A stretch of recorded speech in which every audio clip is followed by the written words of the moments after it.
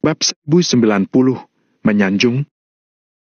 Seorang staf penyelenggara judi batu membawa sebuah map dokumen, kemudian melangkah maju dan bertanya, "Tuan Lanau, kepada siapapun batu ini akan dijual. Keputusan ada pada Anda. Silakan membuat keputusan. Aku mau menjualnya pada Tuan Muda Rujin." Jawab Valentino secara langsung. Begitu Valentino mengatakan hal ini, orang-orang yang berada di sekitar menghela napas. Orang yang kuat tidak akan bisa melawan penguasa lokal. Pada akhirnya, Lanau tetap menundukkan kepalanya pada Rujin. Untuk mengambil hati Rujin, Lanau bahkan menolak uang sejumlah 100 miliar itu. Perlu diketahui bahwa jika Valentino bersedia menjual batu ini kepada gadis berbaju hitam itu, dia akan langsung mendapatkan 800 miliar. Akan tetapi, kalau Valentino menjualnya pada Rujin, dia hanya bisa mendapatkan 700 miliar. Hal yang tidak diperhatikan semua orang adalah Valentino menoleh sedikit dan menatap gadis berbaju hitam itu dengan penuh arti.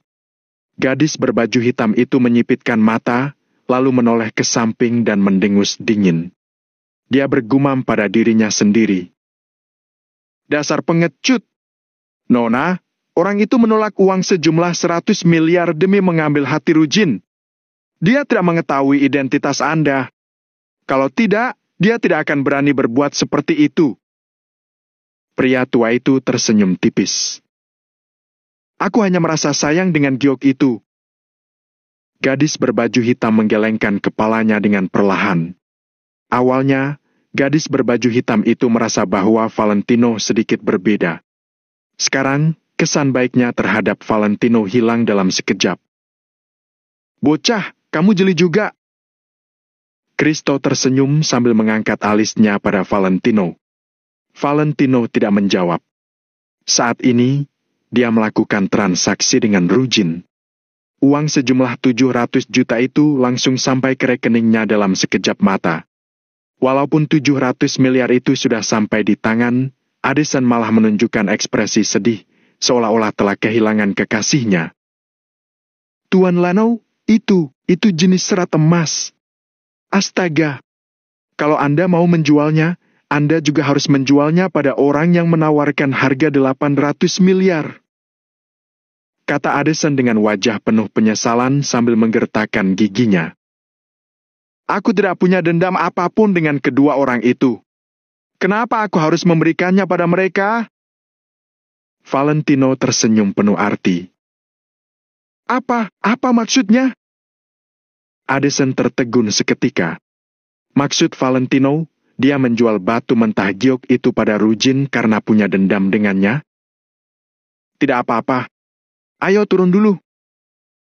Valentino memainkan batu mentah giok kedua, lalu berbalik dan datang ke meja pemotong batu. Rujin tidak sabar untuk berjalan ke atas dan memperhatikan zamrud jenis serat emas itu dengan saksama. Hari ini, Rujin datang ke tempat judi batu juga untuk mencari material berkualitas tinggi. Tujuannya tentu saja untuk pesta ulang tahun Tuan Besar Winsley besok. Keluarga Winsley adalah kepala dari 4 keluarga kecil lainnya. Bukankah ini karena keluarga Winsley mengenal keluarga Arden yang ada di 3 keluarga besar?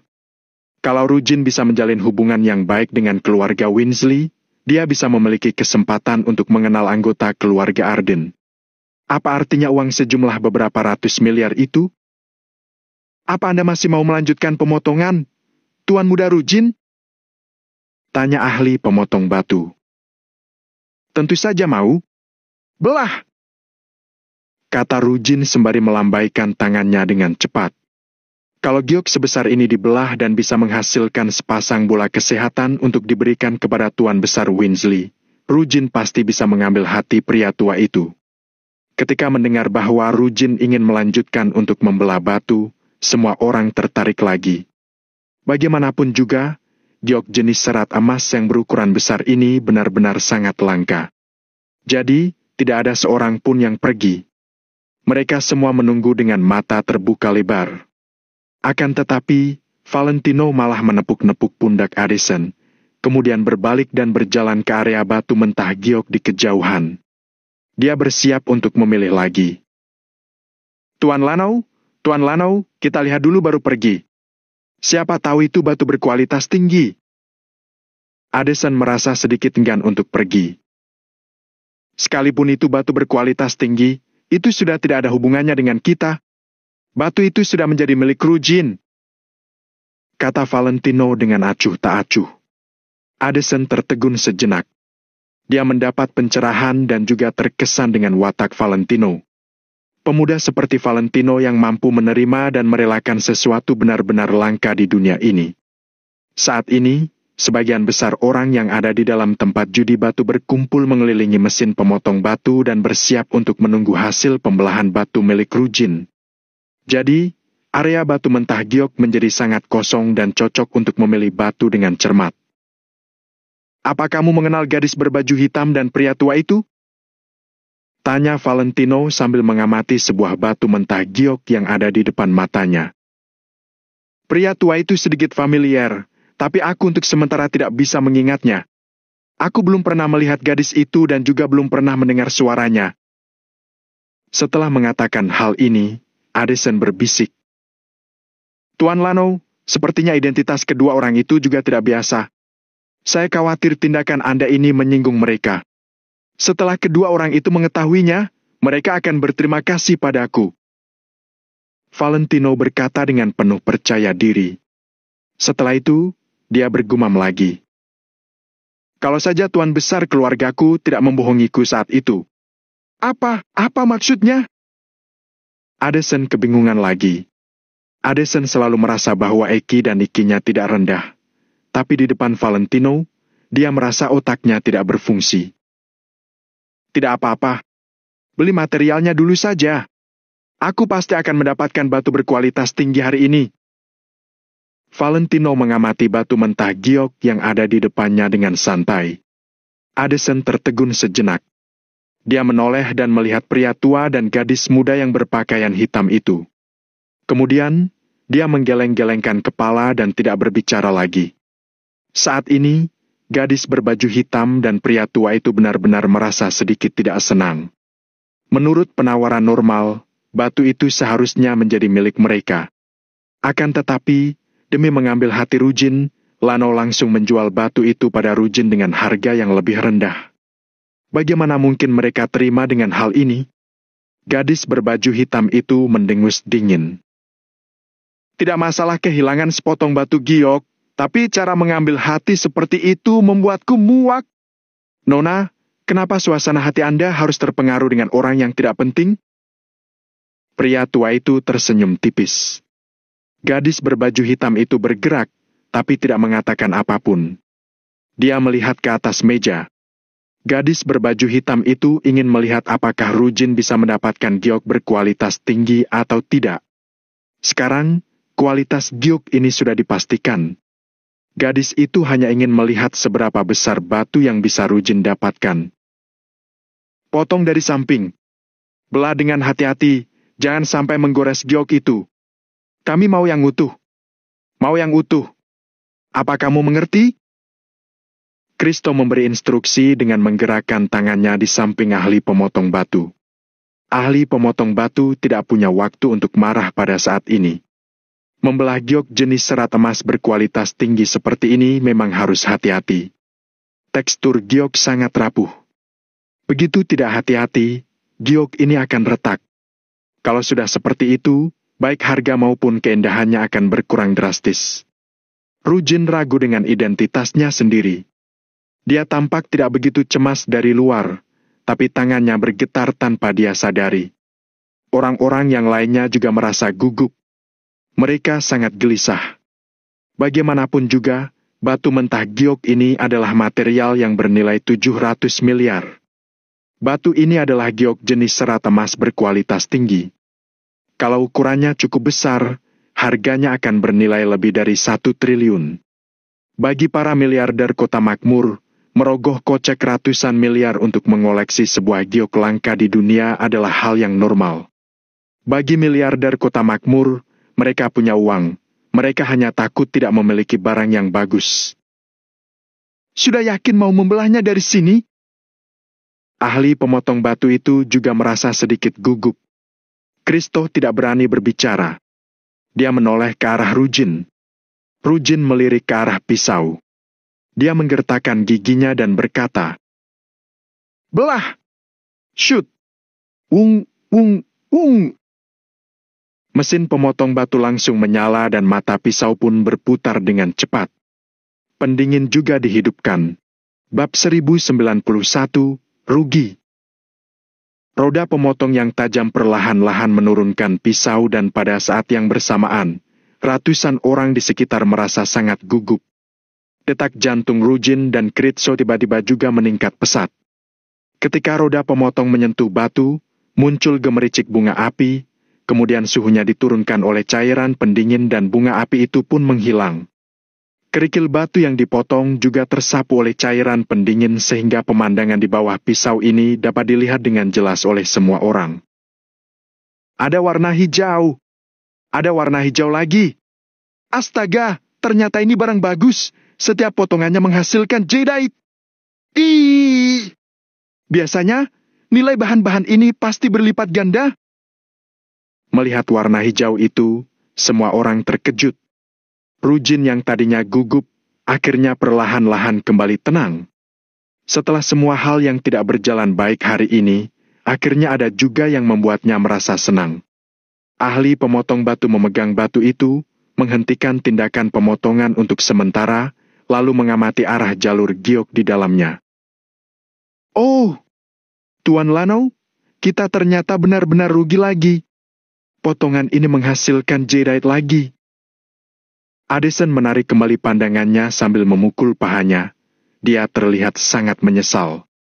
Jika sebelumnya dia tahu, dia pasti akan menghentikan Valentino dengan cara apapun dan mencegah Valentino menjualnya pada Rujin. Hasil potongannya menguntungkan atau rugi, sama sekali tidak ada hubungannya dengan kita. Valentino bahkan tidak menoleh.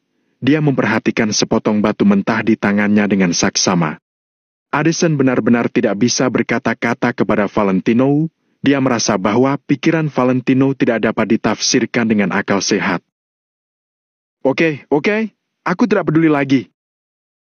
Addison menghela napas pelan dan melirik ke arah lain.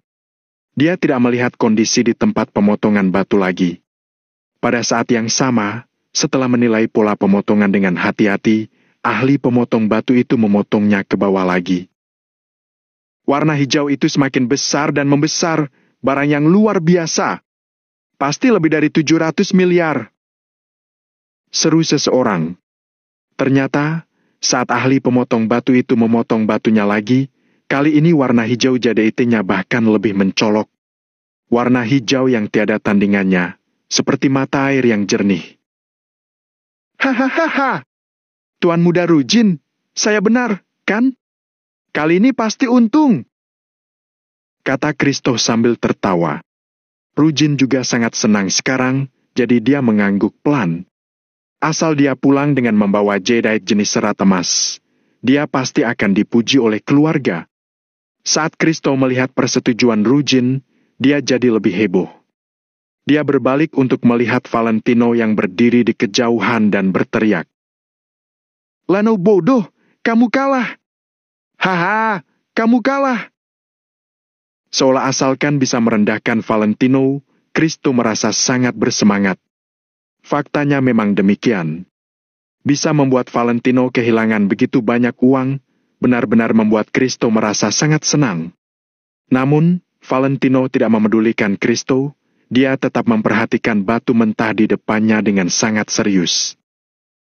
Tuan Muda Kristo, batu mentah itu telah dijual kepada Anda. Hasil potongan kalian menguntungkan atau rugi itu sama sekali tidak ada hubungannya dengan kami. Tolong jaga sikapmu, kata Addison dengan kesal sambil mengernyit. Hei, itu namanya iri, kata Kristo sambil tertawa dingin dan melirik ke arah lain. Perang! Potongan ini akhirnya selesai. Setengah dari batu itu sekali lagi dibagi menjadi dua. Jakun Rujin bergetar 2 kali, dia melangkah maju dan berkata, Aku yang akan membukanya. Kemudian, Rujin mendorong ahli pemotong batu itu ke samping, mengulurkan tangannya untuk menopang kedua sisi belahan batu itu dan langsung membelahnya dengan cepat. Baik, Semuanya tolong perhatikan. Sepotong besar zamrud kelas tinggi dan giok jenis serat emas ada di sini. Kristo berteriak lagi, hanya untuk membuat Valentino mendengarnya. Semua orang melihat batu itu dengan penasaran, tapi begitu melihat isi dalam batu itu dengan jelas, orang-orang kaget dan langsung tertegun. Haha, aku kan sudah bilang, Tuan Muda Rujin. Dengarkanlah kata-kataku, tidak akan salah. Kristo melirik ke arah Valentino dan terus berteriak tanpa melihat material batu itu. Ada orang idiot yang tidak tahu bagaimana menjaga barang yang baik dan malah menganggap sampah sebagai harta berharga. Menurut kalian, lucu tidak? Teriak Kristo yang samar-samar memaksudkan ucapannya pada Valentino. Akan tetapi, tidak ada orang yang tertawa dengannya. Seluruh tempat itu sunyi, sama sekali tidak ada orang yang mengatakan sepatah kata pun. Kristo merasa ada yang tidak beres dan langsung melihat ke tempat pemotongan. Memang konyol. Tapi, ketika kamu mengatakan bahwa ada orang bodoh yang menganggap sampah sebagai harta, apa kamu sedang mengatai dirimu sendiri? Tiba-tiba, wanita berbaju hitam itu bertanya sambil tersenyum tipis. Apa katamu? Kristo sangat marah. Dia menunjuk wanita berbaju hitam itu sambil mengutuknya. Pada saat ini, sesosok bayangan tiba-tiba melangkah maju dan menendang Kristo dengan keras. Bruk! Tendangan ini mengenai punggung bawah Kristo dengan akurat, mengejutkannya dan kemudian dia jatuh terpelosok ke tempat pemotongan batu. Sialan! Siapa yang menendangku? Kristo berteriak terkejut. Kepalanya terjatuh ke tempat pemotongan batu dengan keras. Aku bukan hanya ingin menendangmu, tapi aku juga ingin membunuhmu. Terdengar suara seseorang yang sangat marah. Kemudian sesosok bayangan melompat turun dari tempat pemotongan batu dan menendang Kristo dengan keras. Baru pada saat itulah, Kristo melihat bahwa Rujin yang memukulinya. Tuan Muda Rujin, jangan pukul lagi. Tuan Muda Rujin, Anda harus memberitahu saya apa salah saya. Kalau saya tidak menyuruh Anda membeli bahan ini, Anda tidak akan bisa mendapatkan barang yang luar biasa ini. Kristo berteriak sambil mengulurkan tangannya untuk melindungi kepalanya. Pada saat ini, Rujin merasa seolah ada api yang berkobar di hatinya karena dia merasa sangat marah. Kemarahan yang terkubur di dalam tatapannya seolah akan menelan Kristo. Ketika mendengar kata-kata Kristo, Rujin bahkan menjadi lebih marah sehingga dia menendang Kristo lagi. Tidak ada seorang pun di antara orang-orang yang menonton kejadian ini yang berani menghentikan Rujin karena mereka bisa merasakan kemarahan Rujin saat ini. Melihat hal ini, Addison merasa agak terkejut. Namun, Valentino sama sekali tidak terpengaruh dan sedang menegosiasikan harga batu mentah dengan pedagang. Perhatikan baik-baik batu yang kamu rekomendasikan padaku. Rujin sangat marah. Dia mengulurkan tangan dan melemparkan dua bagian batu ke depan Kristo. Mata Kristo melebar, sekujur tubuhnya gemetar seperti tersengat listrik. Setengah dari batu yang dipotong, permukaannya sebagian besar berwarna abu-abu keputihan, juga tampaknya ada beberapa bubuk fluoresensi emas di tengahnya. Sementara itu, kandungan gioknya sangat sedikit. Ini tidak mungkin. Kristo tiba-tiba duduk tegak dan mengambil dua potong batu mentah itu dengan kedua tangannya. Semakin dilihat, hatinya merasa semakin ngeri. Sementara itu, orang-orang di sekitarnya menggelengkan kepala dan menghela napas. Kali ini, Rujin bisa dibilang rugi besar. Tidak ada yang mengira bahwa lapisan giok yang begitu luas itu sebenarnya hanya lapisan tipis. Lapisan batu giok itu seperti steak sapi yang dijepit di tengah hamburger. Potongan pertama Valentino tadi kebetulan adalah bagian tepi giok itu, jadi kelihatannya seperti giok yang sangat besar. Namun, selain lapisan steak sapi yang tipis itu, sisanya adalah lapisan roti murahan yang tebal. Hal yang sama berlaku untuk sepotong batu mentah ini. Setelah lapisan tipis batu giok itu, sisanya adalah batu abu-abu yang sama sekali tidak berharga. Ini. Semua orang tidak menyangka hasilnya bisa jadi seperti ini. Ini tidak mungkin. Tidak mungkin. Kristo masih tidak berani mempercayai ini, lalu dia memeriksanya berulang kali. Bab 1092, sengaja menipu kalian. Akan tetapi hasilnya sudah sangat pasti. Jumlah giok yang ada dalam sebuah batu hanya akan berkumpul di sebuah tempat, tidak akan tersebar di dua tempat sama sekali. Pada saat ini, giok itu sudah dikeluarkan. Hanya sebuah lapisan tipis. Gila! Rujin yang awalnya malu menjadi marah. Addison senang melihat adegan ini. Dia segera merendahkan suaranya dan bertanya, "Tuan Lanau, apakah kamu sudah tahu dari awal bahwa tidak banyak batu giok di dalam batu mentah ini? Aku tidak memiliki mata tembus pandang, bagaimana aku bisa tahu? Aku hanya bisa menyalahkan mereka karena bernasib buruk." Jawab Valentino dengan ringan. Tetapi, baik dicerna seperti apapun kalimatnya, Addison merasa bahwa Valentino mengatakan ini dengan sengaja. Sedangkan, gadis berbaju hitam itu tiba-tiba tergerak hatinya. Tanpa sadar, dia melihat ke arah Valentino. Setelah itu, dia melirik lelaki tua di sampingnya. Akan tetapi, tidak berbicara dengan tergesa-gesa. Tuan Muda Rujin, dengarkan saya.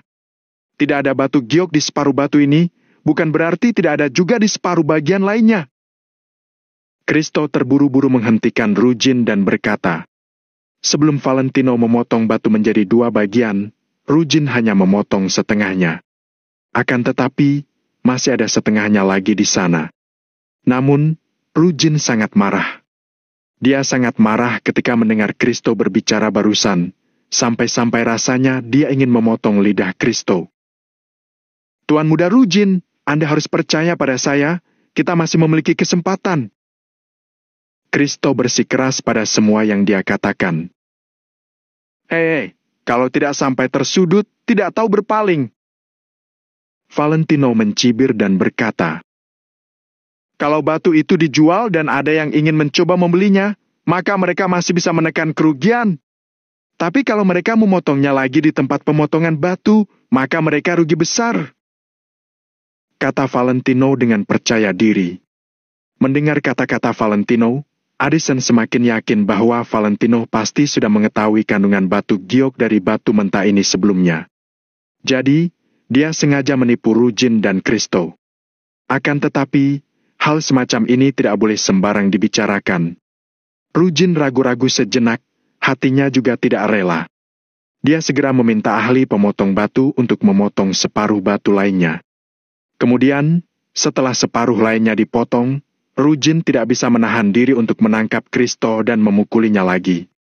Ini karena kandungan giok dari separuh batu ini bahkan tidak sebaik separuh bagian lainnya.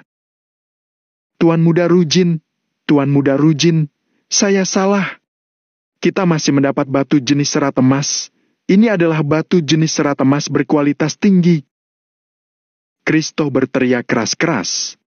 Rujin berhenti sesaat dan melihat ke arah giok di atas batu itu. Akan tetapi pada saat ini, si ahli pemotong batu menghela napas. Para tuan muda, batu giok ini bukan jenis serat emas. Kata ahli pemotong batu. Apa? Semua orang terkejut. Kristo segera bangkit dari lantai. Dia menunjuk ke arah ahli pemotong batu dan memarahinya. Kamu sembarangan bicara. Ini jenis serat emas. Pasti jenis serat emas. Orang-orang di sekitar juga mengangguk diam-diam. Mereka telah melihatnya dengan mata kepala sendiri. Giok itu jenis serat emas berkualitas tinggi. Meski volumenya tidak begitu besar, hanya berupa lapisan tipis, tetap masih bisa terjual dengan harga puluhan miliar. Bahkan lelaki tua di sebelah gadis berpakaian hitam itu mengernyit pelan. Dinilai dari tekstur dan warna giok itu, memangnya apa lagi kalau bukan jenis serat emas? Ahli pemotong batu itu tidak banyak bicara. Dia mengulurkan tangan dan menepuk-nepuk batu mentah yang dipotong dengan lembut. Kemudian, dia mengupas lapisan tipis giok itu dengan hati-hati.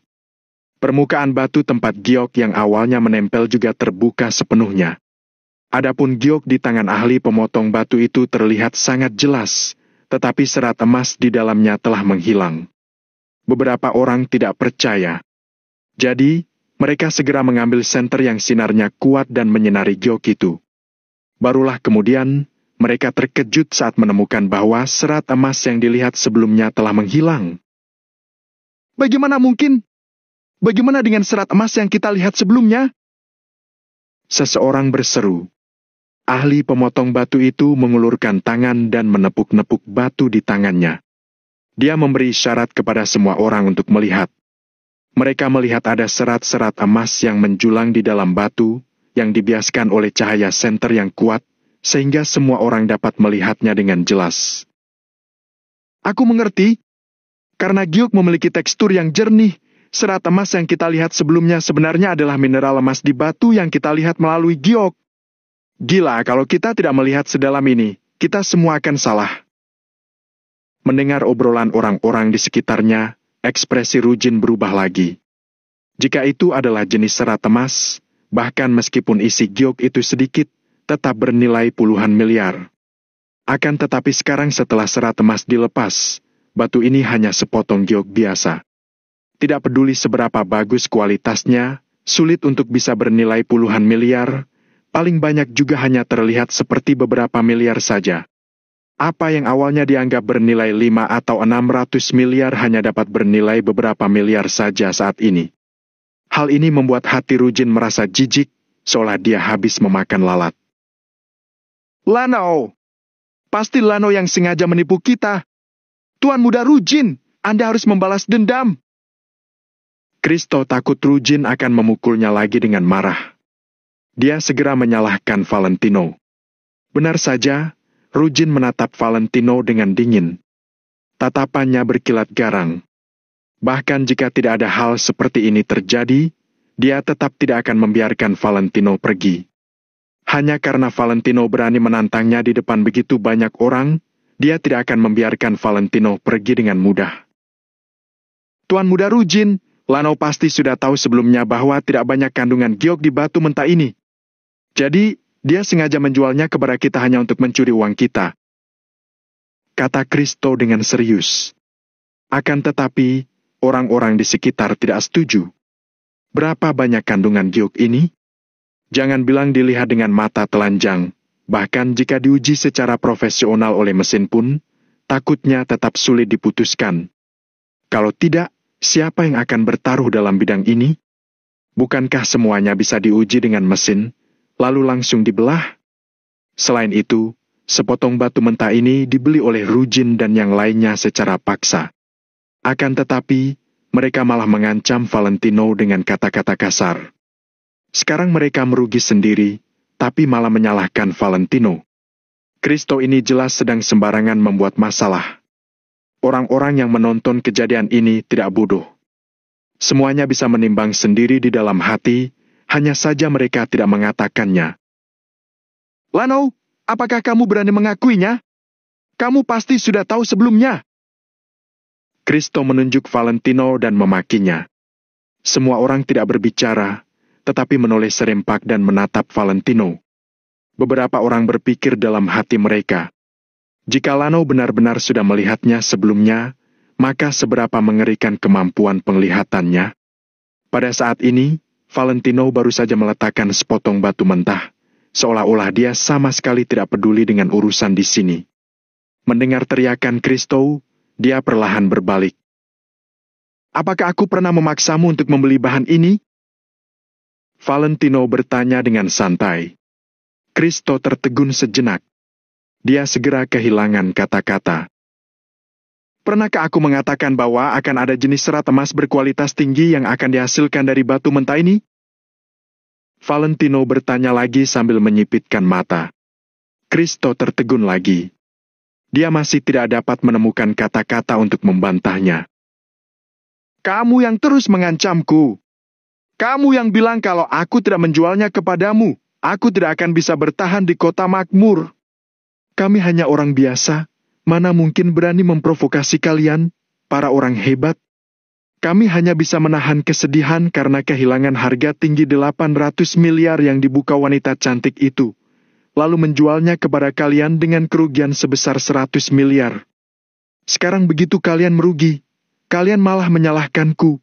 Aku sangat sedih. Valentino menghela napas panjang, seolah-olah dia sedih sekali. Bab 1093, Mendendam. Addison tercengang. Apakah pria itu benar-benar Valentino? Banyak orang yang mulai bersimpati kepada Valentino dan beberapa orang bahkan mulai mendukungnya. Lagi pula, semua yang dikatakan Valentino itu benar adanya. Semua orang menyaksikan seluruh prosesnya. PVFT, pria ini cukup menarik. Gadis yang mengenakan baju hitam itu terkekeh. Meskipun kemampuan akting Valentino sangat bagus, dia tetap bisa mengetahuinya. Nona, sebelumnya aku tidak bisa memastikan apakah Lano mengetahui kandungan giok dalam batu atau tidak. Tapi, melihat penampilannya yang begitu tenang, aku rasa sepertinya dia mengetahuinya. Jadi dia menjualnya kepada Rujin. Kata pria tua yang di sebelahnya dengan pelan dan tegas. Kalau seperti ini, itu berarti sebelumnya dia tidak mencoba untuk menyanjung Rujin, melainkan mencoba untuk menipunya? Tanya gadis yang mengenakan baju hitam sambil tersenyum. Menurutku, ini semua mungkin saja terjadi. Lanau adalah orang kaya. Pak tua itu berhenti sejenak sebelum menjawab. Kalau masalahnya seperti itu, bukankah kita harus berterima kasih kepadanya? Dia telah menyelamatkan uang 800 miliar milik kita. Gadis berbaju hitam itu tertawa lagi. Suasana hatinya tiba-tiba membaik. Ya, bisa dibilang begitu. Pria tua itu mengangguk. Gadis berbaju hitam itu mengangguk dan berkata, sebenarnya dia bisa mendapatkan untung sebesar 800 miliar dari kita, tapi akhirnya keuntungan yang diperolehnya berkurang 100 miliar. Menurutmu, apakah dia benar-benar tidak peduli akan uang atau dia berusaha menipu kita? Pria tua itu berpikir sejenak dan menjawab, sejujurnya, aku juga tidak tahu. Gadis berbaju hitam itu berhenti bicara dan menatap Valentino dengan mata besarnya yang indah. Ketika melihat sorot mata Valentino saat ini, dia merasa ada sesuatu yang berbeda. Kristo terdiam ketika mendengar ucapan Valentino. Dia hanya bisa menggertakkan giginya dan menelan ludah. Pada saat ini, semua orang mendukung Valentino. Mereka juga tidak mungkin asal mencari masalah. Jika tidak, hal itu akan merusak reputasi keluarga. Rugi, lagi pula cuma 600 miliar saja. Rujin menarik napas dalam-dalam sebelum bisa berpura-pura berkata dengan santai. Setelah mendengar perkataan Rujin, Kristo tidak mengatakan apa-apa lagi. Namun, kebenciannya terhadap Valentino meningkat 3 kali lipat. Kristo menunjuk Valentino sambil memarahinya. Tunggu saja! Valentino tersenyum tipis dan terus memilih giok. Semua orang juga meninggalkan tempat ini. Lagi pula, tujuan mereka adalah untuk bertaruh batu, bukan untuk melihat Kristo mempermainkan Rujin. Lakukan semua yang kamu bisa untuk mendapatkan bahan yang bagus, kata Rujin dengan dingin sambil menarik tangan Kristo. Hari ini, harga diri Rujin telah jatuh di pertaruhan giok ini. Selain itu, Rujin jadi kalut dan ingin segera mendapatkan keuntungannya kembali. Kalau tidak, setelah hari ini, Rujin akan menjadi bahan tertawaan semua orang di kota makmur. Tuan Muda Rujin, saya mengerti. Saya mengerti. Jawab Kristo dengan ketakutan sambil menganggukkan kepalanya. Walaupun Kristo adalah tuan muda dari 4 keluarga kecil, dia tidak ada apa-apanya jika dibandingkan dengan Rujin. Terdapat kesenjangan sosial di antara mereka. Dalam 4 keluarga kecil, keluarga Winsley adalah keluarga yang paling berkuasa, diikuti oleh keluarga Duni, keluarga Limindo, dan keluarga Arine. Keluarga Limindo berada di urutan ketiga, tapi sebenarnya tak seberapa hebat jika dibandingkan dengan keluarga Arine. Kekuatan kota makmur dapat terjalin karena hubungan kerja sama. Keluarga Limindo bekerja sama dengan keluarga Duni, barulah keluarga Limindo dapat menekan keluarga Arine.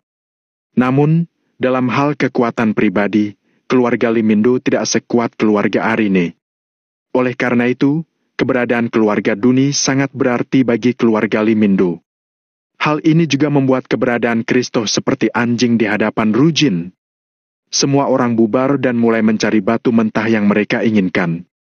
Valentino juga menarik Addison untuk terus memilih di area batu mentah. Tuan Lano, sekarang saya percaya pada Anda.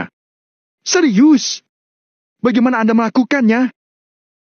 Tanya Addison dengan tercengang. Awalnya Valentino menjual batu mentah kepada rujin. Hal ini membuat Addison merasa sangat sebal karena dia tidak bisa menghentikan Valentino saat itu. Akan tetapi, ketika memikirkannya sekarang, Addison harus mengakui bahwa kemampuan penglihatan Valentino itu memang luar biasa. Pilih dulu batu mentahnya, misi kita masih belum selesai, kata Valentino sambil menggelengkan kepalanya. Benar, benar. Addison langsung tersadar. Lagi pula, tujuan mereka hari ini bukanlah untuk menghasilkan uang, melainkan untuk mencari giok berkualitas tinggi sebagai hadiah untuk Tuan Besar Winsley. Ketika Valentino sedang memilih batu mentah, dia menyadari bahwa seorang gadis berbaju hitam dan seorang pria tua mendekatinya. Sepertinya, mereka mendekatinya dengan tujuan tertentu. Entah sejak kapan, kedua orang itu memilih batu di area bebatuan mentah di samping Valentino dan Addison.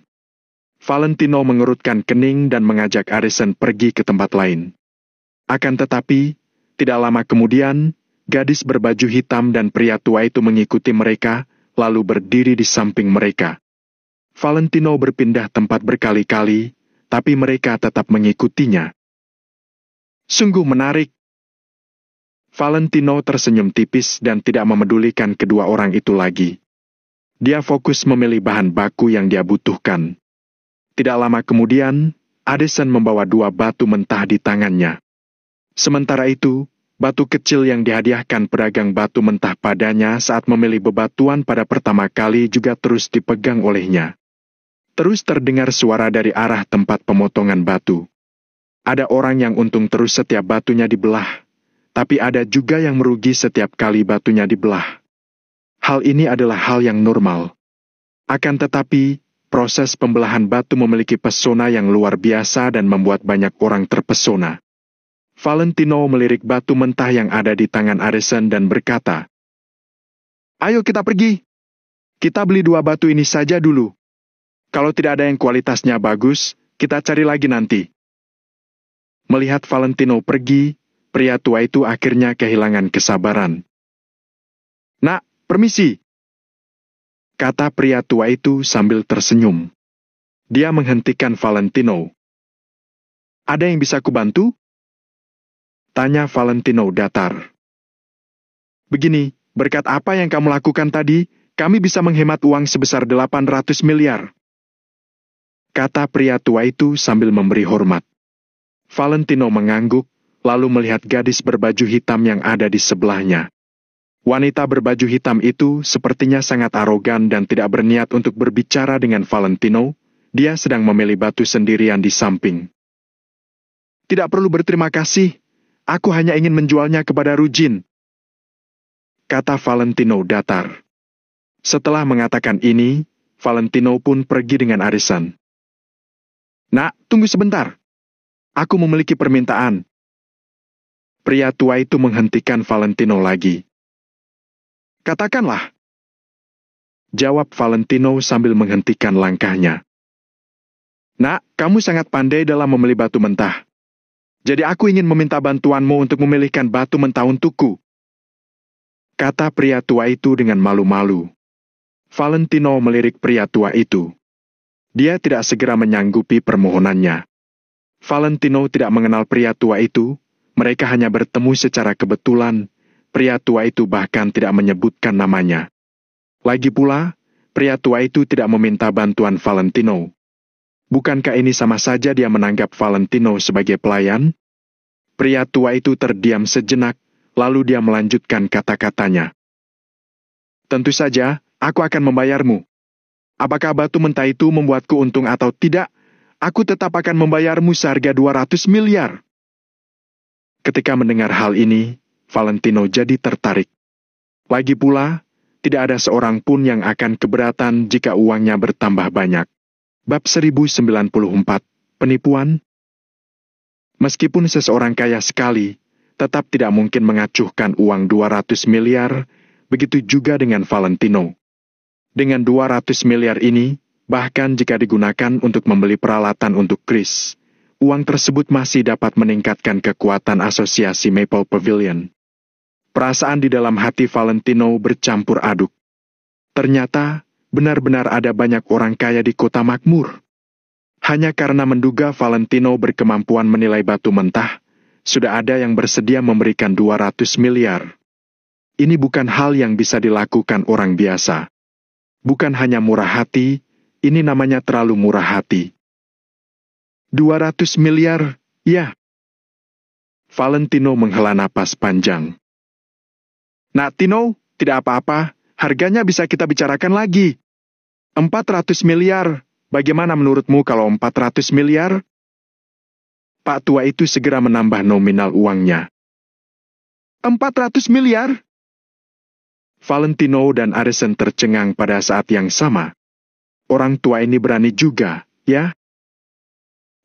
Kalau 400 miliar juga tidak cukup, Nak Valentino yang buka harga. Kalau begini bagaimana? Selama Nak Valentino bisa membantu kami untuk membeli produk terbaik, berapapun harga pasarnya, aku akan membayar Nak Valentino sesuai harga tersebut. Bagaimana? Pak tua itu berpikir sejenak sebelum berkata, kalau aku dapat menentukan berapa harga batu mentahnya, bukankah aku bisa menjualnya dengan harga sendiri? Valentino tersenyum pelan. Pak tua itu tertegun sejenak dan berkata, kalau begitu, 400 miliar adalah imbalan untuk hasil kerja kerasnya Nak Valentino. Tidak masalah apakah kami mendapat untung dari pembelahan batu mentah itu atau tidak, 400 miliar ini semuanya untuk Nak Valentino. Kalau batu mentah pilihanmu ternyata berharga, harga pasarnya berapa nanti akan kami bayar lagi lebihnya untuk Nak Valentino. Bagaimana? Pak tua itu menawarkan. Tidak perlu dibilang lagi, Pak tua ini memang telah menunjukkan ketulusannya. Setuju. Valentino menganggukkan kepalanya. Kemudian, kedua belah pihak melakukan transaksi transfer di sana. Sampai dana 400 miliar masuk ke rekeningnya, Valentino langsung membawa Pak tua itu ke hadapan gadis berpakaian hitam. Pada saat ini, gadis berbaju hitam itu baru saja meletakkan sebongkah batu mentah dari tangannya. Dia menoleh dan melihat Valentino. Nona, Nak Valentino ingin membantu kita untuk memilih sebongkah batu mentah. Ujar Pak tua kepada gadis berbaju hitam. Benarkah? Baik. Gadis berbaju hitam tampak sepertinya baru mengetahui akan hal ini, lalu dia mengangguk pelan. Valentino jadi merasa lucu dalam hatinya, apa yang dilakukan gadis berbaju hitam ini tampak sebenarnya menyembunyikan sesuatu, tapi sebaliknya malah semakin menampilkan rahasianya.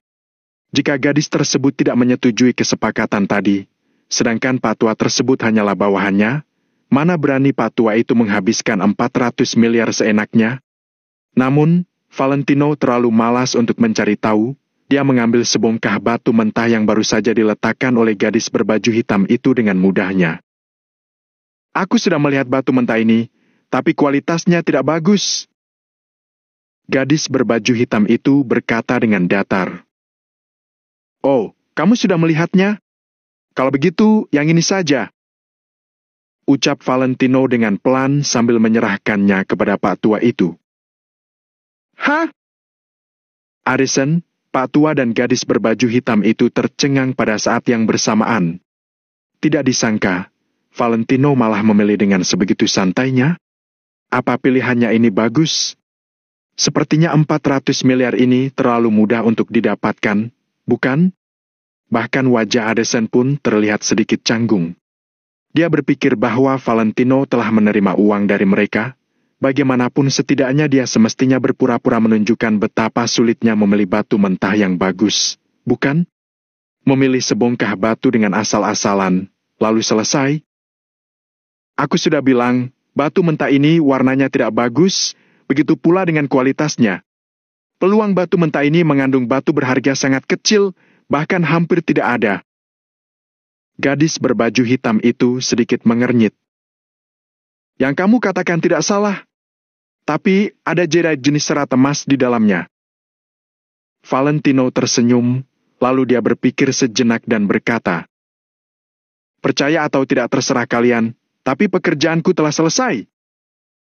Setelah mengatakan ini, Valentino berbalik dan pergi, lalu dia berjalan menuju tempat pemotongan batu. "Nak Valentino, hanya memilih satu batu saja?" Pak tua itu tersadar, lalu dia segera berteriak, "Bukankah kamu hanya memberikanku uang untuk memilihkan sebongkah batu berharga?" Valentino membalas sambil melambaikan tangan tanpa menolehkan kepalanya. Addison merasa sedikit canggung, tapi dia juga mengikuti langkah Valentino sambil menundukkan kepala. Dia merasa bahwa Pak tua itu telah ditipu oleh Valentino. "Nona, ini, kita..." Wajah Pak tua itu tampak kebingungan, dia tidak tahu harus berkata apa. "Kita telah ditipu olehnya." Gadis berbaju hitam itu mendengus dingin. Pak tua itu merasa sangat tidak berdaya, dia sangat setuju dengan kata-kata gadis berbaju hitam itu. Karena bahkan seorang penjudi batu mentah yang memiliki mata yang tajam pun tidak akan bisa menentukan apakah batu mentah tersebut mengandung air yang cukup atau mengandung giok jenis apa di dalamnya. Sementara itu, Valentino dengan yakinnya berkata bahwa ada jadeite jenis serat emas di dalamnya. Hal ini membuat gadis berbaju hitam dan orang tua itu merasa bahwa Valentino 100% telah membodohi mereka. "Ayo, kita coba belah batunya. Kalau tidak ada, aku akan mencarinya lagi untuk membuat perhitungan dengannya. 400 miliar bukan apa-apa, tapi dia ingin menipu uangku. Jangan harap." Gadis berbaju hitam itu mendengus dingin, membayar uang sebongkah batu giok itu, kemudian membawa Pak tua ke tempat pemotongan batu. Tidak lama kemudian, Valentino, gadis berpakaian hitam dan Pak tua itu berdiri lagi di depan tempat pemotongan batu. Kali ini, ada beberapa orang yang sedang mengantri di tempat pemotongan batu. Namun, hasil mereka jelas tidak terlalu bagus. Satu persatu dari mereka berjalan keluar dari tempat pembelahan batu sambil membawa hasil belahan batu giok dengan wajah yang sedih dan kecewa. Valentino tidak terburu-buru, dia menunggu sampai mereka semua keluar, barulah dia masuk untuk membelah batunya. Sekarang, dia membawa 3 bongkah batu mentah di tangannya. Jika semuanya dipotong, akan memakan waktu yang banyak. Namun, saat Valentino baru saja akan masuk, dia malah didahului oleh orang lain.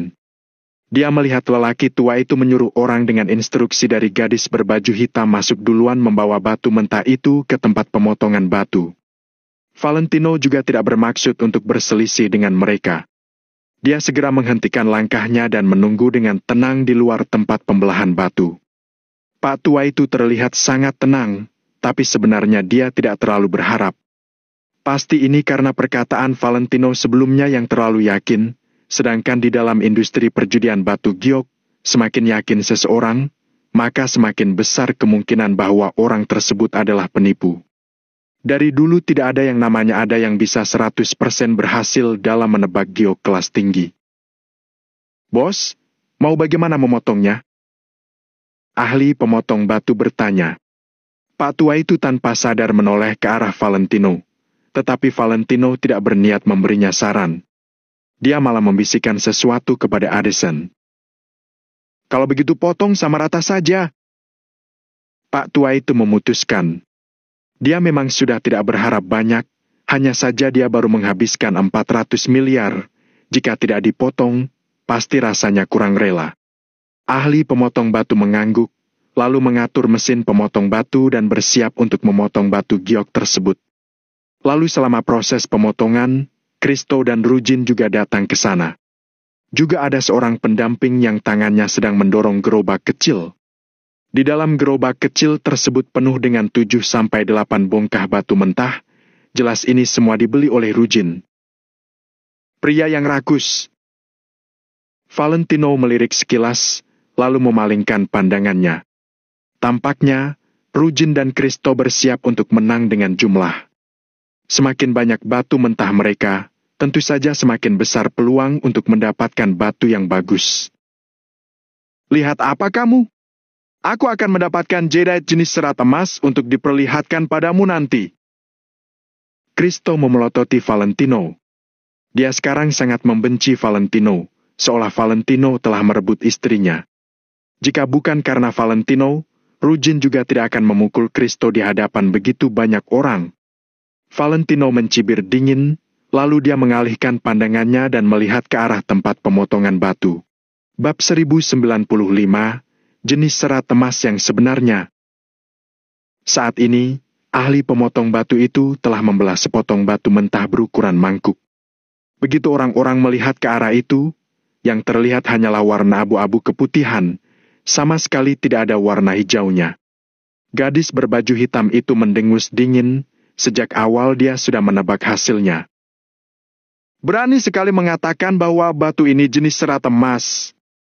Yang percaya padamu itu orang bodoh. Gadis berbaju hitam itu melirik sekilas ke arah Valentino yang berdiri tidak jauh darinya, lalu bergumam sendiri sambil mendengus dingin. Hahaha, hasil pemotongannya gagal, sama sekali tidak ada gioknya. Kristo tidak dapat menahan tawanya. Pria tua itu juga menghela napas pelan, terdapat sedikit penyesalan dalam hatinya. Dia tidak menyayangkan uang senilai 400 miliar Valentino, tapi dia menyayangkan cara bekerjanya Valentino. Jika Valentino benar-benar memiliki kemampuan menilai batu mentah yang tepat, maka dia bisa bekerja sama dengan Valentino. Akan tetapi, kelihatannya sebelumnya Valentino hanya sedang beruntung. Sudahlah, kalau hasilnya gagal maka cepatlah pergi, jangan tunda-tunda waktu kami. Teriak Kristo dengan nada meremehkan. Kali ini, Rujin dan Kristo sudah mempersiapkan 7 hingga 8 batu mentah. Setidaknya, pasti ada satu yang bermutu bagus. Setelah pria tua itu ragu sejenak, akhirnya dia bersiap-siap untuk pergi. Tunggu sebentar. Saat ini, mendadak Valentino berkata sambil melihat ke tempat pemotongan batu. Lano, apa yang mau kamu lakukan? Jangan-jangan kamu ingin membeli batu mentah ini? Teriak Kristo. Pria tua itu juga bertanya dengan sabar. Kenapa, nak? Kenapa sudah menyerah secepat ini? Coba potong sekali lagi. Kata Valentino dengan nada datar. Potong apa lagi? Buang-buang waktu saja. Kamu juga menunda-nunda waktu kami. Dengus Kristo. Orang lain juga berpikiran sama, batu itu sama sekali tidak ada warna hijaunya. Jadi, seharusnya tidak perlu dipotong lagi, bukan? Pria tua itu menatapi Valentino dengan agak bingung, sementara Valentino malah menatapinya dengan penuh keyakinan. Entah kenapa, begitu memandang Valentino, meski dia adalah pria tua yang sudah hidup lama, dia juga sedikit tergerak. Atau, sebaiknya dia mempercayai Valentino sekali lagi? Ayo turun. Gadis berbaju hitam itu melirik sekilas ke arah Valentino sambil berkata pada pria tua itu. Sekarang, gadis itu sudah tidak berharap apapun lagi. Jadi, sama sekali tidak perlu menghabiskan waktu di atas sana lagi. Nona, ini. Pria tua itu ragu untuk sesaat. Potong. Valentino mengulangi sepatah kata itu sekali lagi. Ini. Pria tua itu bergumam selama 2 detik, lalu dia berbalik dan berkata, potong sekali lagi. Ahli pemotong batu itu sebenarnya hendak membuang batu itu. Akan tetapi, dia tidak menolak begitu mendengar perintah ini dan meletakkan batu itu, lalu mulai memotongnya lagi.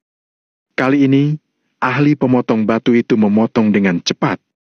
Rasanya, dia sama sekali tidak berhenti. Karena sudah diakui sebagai batu yang tidak berharga, bahkan pria tua ini pun tidak terlalu memedulikannya lagi. Jadi saat dipotong, ahli pemotong batu ini sama sekali tidak terbebani. Pak Mudi, ayo pergi. Gadis berbaju hitam itu mendesak pria itu. Dia benar-benar tidak ingin terus dipermalukan di tempat ini. Namun, saat ini dia sudah membenci Valentino dalam hatinya. Berani sekali pria itu menipunya sebesar 400 miliar. Kedepannya, dia akan membalaskan dendam ini secara perlahan.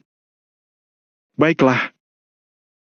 Pria tua itu menghela napas dan hendak turun dari tempat pemotong batu itu. Namun, saat pria tua hendak turun dan gadis berbaju hitam itu berbalik untuk pergi, ahli pemotong batu itu berteriak kaget. Ternyata batu ini berharga. Ahli pemotong batu itu pun tidak percaya. Apa? Pria tua itu langsung berbalik dan bertanya. Batunya berharga? Ada giok? Gadis berbaju hitam itu juga menghentikan langkahnya, lalu melihat ke arah tempat pemotong batu itu dengan kaget. Batu yang awalnya sama sekali tidak mengandung giok, sekarang ternyata mengandung giok. Hanya saja, entah seberapa banyak kandungan giok tersebut dan seperti apa pula kualitasnya. Pria tua itu melihatnya sekilas sebelum berkata dengan penuh semangat. Terus dibelah, terus diasah. Ahli pemotong batu itu mengangguk-angguk, lalu mengasah batu itu sekali lagi. Tidak lama kemudian, sebuah giok seukuran 1,5 tinju berhasil diasah keluar. Saat ini, semua orang di tempat kaget, termasuk gadis berbaju hitam itu yang terbelalak dan jantungnya berdetak kencang. Sementara itu, Kristo dan Rujin malah jadi muram. Jangan terburu-buru. Potong setengahnya lagi. Pria tua itu berusaha menekan rasa semangat yang membara dalam hatinya, lalu berkata pada ahli pemotong batu itu. Akan tetapi, setengah bagian lain batu itu kosong melompong, tidak ada apapun. Namun, batu yang menghasilkan giok seperti ini saja sudah sangat langka. Sekarang, mereka hanya perlu menilai kualitas giok ini. Ahli pemotong batu itu mengambil giok yang sudah selesai diasah, lalu dicuci dengan cairan pendingin sehingga giok itu jadi sangat berkilau. Giok ini jadi terlihat setengah tembus pandang. Warna ini, sepertinya warna zamrud. Tidak diragukan lagi, memang zamrud. Biar kulihat, jenis apa? Dalam sesaat, orang yang tidak sabaran langsung maju dan memeriksa giok itu dari dekat. Gadis berbaju hitam itu melirik sekilas ke arah Valentino dengan kaget, lalu dia maju selangkah untuk menunggu hasilnya. Astaga, ini jadeite jenis serat emas yang sebenarnya. Aku jamin dengan pengalamanku berkecimpung di bidang batu-batuan selama 20 tahun. Lumayan. Yang sebelumnya itu hanya asupan mineral warna emas yang ada di atas batu mentah. Tapi yang ini benar-benar jenis serat emas. Coba kalian lihat arah serat emas di dalam. Serat emas ini sangat alami, kelihatannya cantik sekali. Ini adalah jenis serat emas yang bagus. Mendengar percakapan orang-orang yang bertaruh dalam bidang batu itu, gadis berbaju hitam, pria tua dan Kristo jadi sangat terkejut. Orang yang paling terkejut adalah gadis berbaju hitam, pria tua dan Addison. Hal ini karena mereka bertiga tahu jelas bahwa sebelumnya Valentino yang mengatakannya sendiri bahwa di dalam batu mentah itu ada jadeite berjenis serat emas. Sekarang setelah dibelah, ternyata batu itu memang jadeite berjenis serat emas. Jangan-jangan Valentino benar-benar punya kemampuan untuk memastikan jenis batu? Akan tetapi, hal ini mana mungkin? Valentino tidak memiliki mata yang bisa melihat tembus pandang. Jadi bagaimana mungkin dia tahu kalau ada jadeite berjenis serat emas di dalam batu itu? Bahkan kalau dia asal tebak, seharusnya tebakannya tidak akan seakurat ini, kan? Bos, meski jadeite jenis serat emas ini sangat bagus, ukurannya kecil. Begini saja, aku bayar 200 miliar, jualah padaku. Aku bayar 400 miliar, jual padaku saja. Dalam sekejap, belasan orang mengerumuni mereka dan berlomba-lomba membuka harga. Maaf, semuanya. Aku tidak berniat menjualnya dan ingin kugunakan sendiri. Mohon maaf. Pria tua itu mengepalkan tangannya di depan dada sebagai permohonan maaf sambil mengambil giok jenis serat emas itu, lalu dia berjalan cepat-cepat ke samping gadis berbaju hitam itu. Nona, ini. Pria tua itu melirik sekilas pada Valentino, lalu bertatapan dengan gadis berbaju hitam itu dengan ragu. Gadis berbaju hitam itu juga tidak dapat berkata-kata. Dia sama sekali tidak tahu apakah Valentino asal menebak atau tidak. Baik dia asal menebak atau tidak, dengan adanya jadeite jenis serat emas ini, kita tetap harus membayarnya. Upahnya harus diberikan sesuai harga, tanpa kurang sepeser pun. Kata gadis berbaju hitam itu secara perlahan. Baik, Nona. Pria tua itu mengangguk-angguk. Kemudian, dia langsung mentransfer uang sebanyak 400 miliar sekali lagi pada Valentino tanpa berlama-lama lagi. Valentino sama sekali tidak sungkan-sungkan.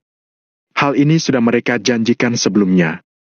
Addison melihat sendiri bagaimana Valentino mendapatkan uang 400 miliar sekali lagi, lalu menghela napas panjang dalam hatinya. Begitu mengikuti konferensi judi batu, dari awal dimulai hingga sekarang, Valentino sudah mendapat untung 1,5 triliun. Bahkan jika dikurangi dengan modal batu mentahnya pun, Valentino masih untung 1 triliun lewat 400 miliar. Kecepatannya menghasilkan uang sangatlah mengerikan. Bab 1096, Rahasia Eksklusif. Tatapan para ahli judi batu terhadap Valentino lagi-lagi berubah. Tadi mereka semua melihat seluruh proses pembelahan batu dengan jelas. Awalnya, orang tua itu sudah mau menyerah. Dia bahkan hampir melempar batu mentah giok tersebut. Namun, Valentino menasihati orang tua itu untuk lanjut membelahnya. Selain itu, nada suaranya juga terdengar sangat yakin. Tadi, banyak orang merasa kalau Valentino mencari masalah. Semua orang sudah mengatakan kalau itu batu kosong, kenapa Valentino mesti membuang-buang waktu untuk membuat sensasi? Akan tetapi, ternyata Valentino benar. Begitu batu tersebut dibelah, batu yang tidak berharga itu langsung menjadi sangat berharga. Saat melihat ekspresi Valentino yang datar, beberapa orang berpikir jangan-jangan Valentino sudah tahu kalau dalam batu ini terdapat giok. Namun, bagaimana mungkin? Apakah mata Lano dapat melihat tembus batu itu? Ini! Mengingat batu mentah giok yang tadi dijual Valentino kepada Rujin, banyak orang merasa sangat terkejut. Pengetahuan mereka tentang judi batu tidak berarti semua orang harus menuruti mereka. Jangan-jangan Lano benar-benar memiliki mata yang bisa melihat tembus apakah sebuah batu terdapat giok atau tidak. Kalau begitu, jika mereka berteman dengan Valentino, mereka pasti untung. Saat memikirkan ini, banyak orang mulai menatap Valentino dengan ramah. Ketika Valentino sedang bertransaksi dengan orang tua itu, Kristo dan yang lainnya juga membawa pekerja mereka ke tempat pemotongan batu. Wah! Tuan Muda Rujin langsung membeli 8 batu mentah giok sekaligus. Itu seperti lotre. Semakin banyak lotremu, semakin banyak peluang kemenanganmu. Dengan berjudi begini banyak, kali ini Tuan Muda Rujin kemungkinan besar bisa mendapatkan 1 giok yang berkualitas. Aku juga merasa begitu. Kecuali dia sial, baru tidak akan dapat 1 pun. Melihat Rujin dan yang lainnya membawa batu mentah giok ke tempat pemotongan giok, banyak orang sekali lagi merasa tertarik. Hanya batu-batu mentah giok ini saja, Rujin setidaknya sudah menghabiskan uang sebesar puluhan miliar. Dengan jumlah sebanyak ini, sepertinya Rujin memiliki gagasan kalau semuanya itu berisiko. Belah! Belah yang ini dulu! Sekarang Rujin terlihat seperti penjudi yang sedang kalah. Dia bersikap sedikit arogan. Ahli pemotong batu juga tidak berani lalai. Dia segera menyalakan mesin pemotong, kemudian mulai membelah batu mentah giok. Dalam sekejap, batu mentah giok pertama sudah terbelah 2. Dalamnya berwarna abu-abu, itu adalah sebuah batu biasa. Melihat itu, meskipun orang-orang di sekitar merasa sedikit sayang, mereka juga tidak akan membuat suara mengejek. Pada judi batu, pasti lebih sering kalah daripada menang. Mendapat batu biasa merupakan hal yang sangat normal. Raut wajah Rujin tidak berubah. Dia berkata, "Belah lagi." Batu mentah giok pertama langsung dibelah lagi menjadi 4 bagian. Masih tidak terlihat ada giok. Kristo menelan ludahnya. Dia membuang batu itu ke samping, kemudian meletakkan batu mentah giok kedua. "Lanjutkan." Raut wajah Rujin masih tidak berubah. Kalau batu pertama kosong, maka lanjut batu kedua. Kalau batu kedua kosong, maka lanjut ke batu berikutnya. Hari ini Rujin telah menghabiskan banyak uang, dia tidak percaya dia tidak bisa mendapatkan satu pun giok berkualitas. Valentino si pencundang itu saja bisa begitu beruntung, jadi Rujin tidak percaya kalau dia akan bernasib sial. Namun, setelah batu mentah giok kedua dibelah, Rujin kecewa lagi. Saat berjudi banyak pada judi batu, itu tidak berarti semua batu mentah giok yang kamu beli akan menghasilkan giok berkualitas. Artinya, peluang kemenanganmu lebih besar. Ada beberapa orang mungkin tidak bisa mendapatkan satu giok pun setelah membelah 10 atau 20 batu mentah giok. Misalnya, Addison.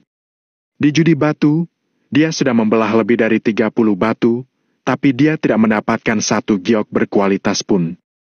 Akan tetapi, ada beberapa orang yang mungkin bisa mendapatkan giok setelah memotong batu berturut-turut. Tidak ada yang dapat memastikan hasilnya. Manusia harus fokus pada dirinya sendiri, jangan suka membanding-banding. Rujin sudah panik, dia berkata, "Belah batu ketiga!" Dalam sekejap, batu mentah giok ketiga sudah diletakkan di dalam mesin. Batu mentah giok kali ini sangat besar. Ia bahkan harus diangkat oleh 2 pekerja baru bisa diletakkan di dalam mesin. Kalau batu itu lebih besar sedikit lagi, mesin pemotong batu itu sudah tidak bisa digunakan, harus diganti dengan pisau yang lebih besar. Biasanya orang tidak berani membeli batu mentah giok yang besar dan membelahkan dengan mudah. Semakin besar sebuah batu mentah giok, semakin mahal harganya. Karena batu mentah giok itu seperti kulit telur, sedangkan giok di dalam seperti telur kuning. Hanya dengan ruang kulit telur cukup besar, telur kuning di dalam baru mungkin besar. Prinsip batu mentah giok juga begitu. Batu yang kecil pasti tidak memiliki giok di dalamnya. Maka itu, batu mentah giok besar tentu saja memiliki peluang terdapat giok di dalam yang lebih besar. Akan tetapi, seorang ahli yang sebenarnya tahu kalau batu mentah giok besar sebetulnya jarang memiliki giok. Syarat pembentukan giok sangat rumit. Ada satu teori yang mengatakan, di bawah kondisi tekanan tinggi, magma menyusup ke dalam magma granit sisa di batuan ultra basah, kemudian akhirnya disilikonisasi menjadi sebuah giok. Teori lain mengatakan, giok dibentuk dari dekomposisi albait orisinal di bawah metamorfisme regional. Ada juga yang mengatakan, di bawah tekanan torsi dan suhu rendah, albait pertama-tama membentuk sekis amfibol biru dengan tingkat metamorfisme yang lebih rendah, kemudian ia bermetamorfosis menjadi batu giok. Tidak peduli teori mana yang benar, syarat utamanya adalah giok harus mengalami pemolesan dan perubahan selama bertahun-tahun baru bisa terbentuk. Jadi, batu mentah giok yang dapat menghasilkan giok pasti harus merupakan batu yang sangat tua. Namun, batu mentah giok yang benar-benar tua pasti sudah sering terkena angin dan hujan. Maka itu, bagian luar batu akan lapuk dan retak menjadi ukuran yang lebih kecil. Batu besar ini kemungkinan besar batu mentah baru. Peluang ia memiliki giok tentu saja sangat kecil. Walaupun teori itu tidak 100% benar, ia bisa menjadi sebuah panduan. Proses pemotongan batu mentah giok besar ini sangat rumit, jadi membutuhkan waktu yang lama. Tuan Lano, apa pendapat Anda tentang batu-batunya? Tanya Addison dengan penasaran. Tidak ada yang bisa pasti dengan hasilnya kalau tidak melihat sampai akhir. Jawab Valentino dengan datar. Addison tercengang, kemudian berbisik. Tapi, bukannya Anda memiliki rahasia eksklusif? Anda bisa membuat penilaian, kan? Rahasia eksklusif apaan? Aku hanya asal tebak. Valentino menggelengkan kepalanya sambil tersenyum. Addison tidak mempercayai perkataan Valentino. Saya tidak percaya. Anda pasti memiliki kemampuan tersembunyi. Valentino tersenyum. Matanya tampak tidak fokus karena kenangan-kenangan sedang memenuhi benaknya. Giok ini disebut giok Korpio juga karena sebagian besar giok ini berasal dari negara Korpio. Dulu ketika kakekku masih bekerja, dia menetap lama di negara Korpio. Jadi, dia tahu beberapa kemampuan orang lokal sana. Waktu masih kecil, aku hanya menganggapnya sebagai cerita. Tak kusangka ceritanya bukan bohong belaka. Saat Valentino berbicara, nada suaranya terdengar emosional. Wawasan dan visi luas Tuan Besar Wijaya membuat Valentino selalu menghormatinya. Dalam kehidupan ini, jika Valentino bisa mengobrol dan minum teh bersama Tuan Besar Wijaya lagi, Valentino akan mati tanpa penyesalan.